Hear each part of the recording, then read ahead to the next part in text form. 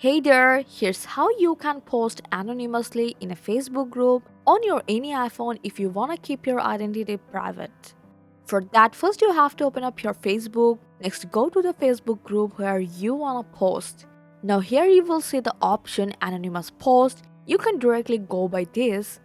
But if you can't find this option, now tap inside the write something box like you are about to create a regular post. Now at the top of the screen, you should see an option that says post anonymously. Turn this on if you want your name hidden. Once it's on, go ahead and write your post. But important note, if you don't see the anonymous option, it means that the group doesn't allow anonymous post. So once you have finished writing your post, go ahead and hit post and you are done.